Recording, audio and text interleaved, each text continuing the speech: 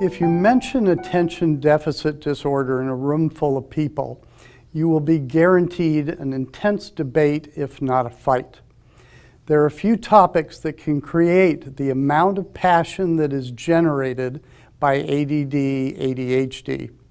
In my 35+ years of experience as a psychotherapist, the only disorder that was as controversial was alcoholism. Many people believed alcoholism was a medical disorder, and an equal number of people believed that alcoholism was not a disease, but rather a moral and ethical failing. That controversy has been resolved, and the shame and passion around alcoholism has been dramatically reduced.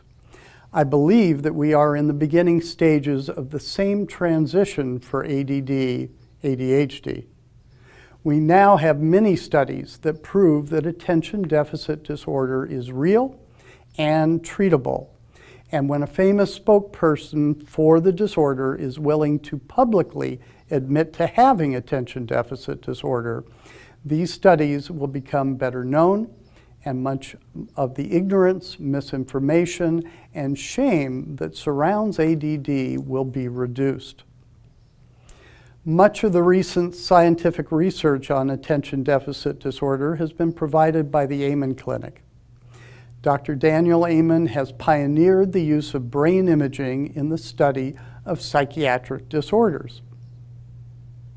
What you see here is a SPECT scan, or single photon emission tomography scan. This nuclear medicine scan measures the blood flow and electrical activity in the human brain at rest and during concentration.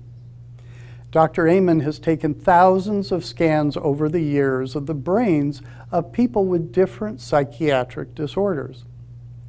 Due to this extensive research, he has identified particular characteristic patterns in the brain that indicate different psychiatric conditions, such as depression or anxiety. This brain clearly shows decreased activity in the prefrontal cortex.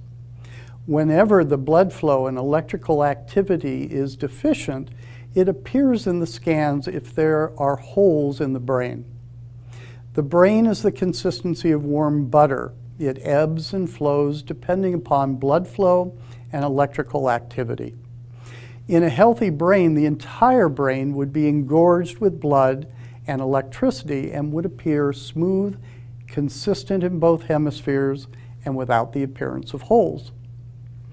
This brain clearly shows the consistent pattern of attention deficit disorder. The blood and electricity in the prefrontal cortex is severely impaired. This is what attention deficit disorder looks like on a brain scan. This takes the guesswork not only out of whether a person has ADD, but also resolves the conflict of whether ADD is an actual psychiatric condition. SPECT scans are rather expensive and often not covered by medical insurance. Each scan costs between $1,700 and $2,000. Many times, the Amen Clinic does a scan at rest and one during concentration.